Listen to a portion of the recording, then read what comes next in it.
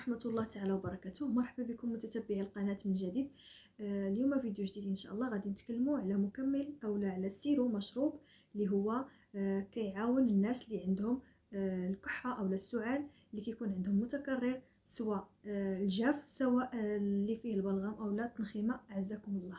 هذا السيرو هذا او هذا المشروب هذا كيتباع في الصيدليات بالاغدونوس او لا بلا اغدونوس. الاسم التجاري ديالو هو توسيديل.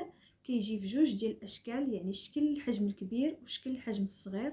الحجم الكبير اللي فيه 200 مل ثمن البيع ديالو هو 89 درهم ونص، والحجم الصغير اللي فيه 125 مل ثمن البيع ديالو هو 69 درهم ونص.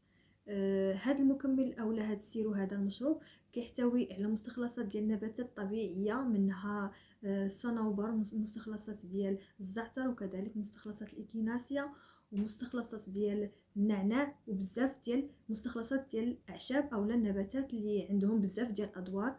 منها كينقيو لينا الصدر او الريه ديالنا من داك التعفنات اللي كيكون ناتجين على الكحه، وكيكون عندنا داك التناخم بانه كيطرد لينا التنخيمه، كيطرد لينا داك عزكم الله داك التنخيمه اللي كتكون مجموعه عندنا في الصدر، وكتكون كتعطينا داك التهيج او داك الكحه، وكتعطينا داك السخانه.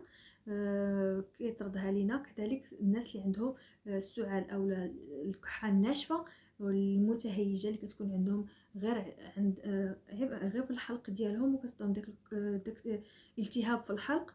غادي يعاونهم هذا، غادي يهدئ بالخاصيات اللي فيه، لانه كيهدئ الحنجره وكيهدئ لينا داك الكحه الناشفه. كذلك يعني هو سيرو ثنائي المفعول، كيصلح للكحه الناشفه وكيصلح للكحه العامره، وكذلك الالتهابات الرئويه اللي كيكونوا اللي كتبقى مره كتجينا داك الكحه. هذا راه تيعاون بزاف.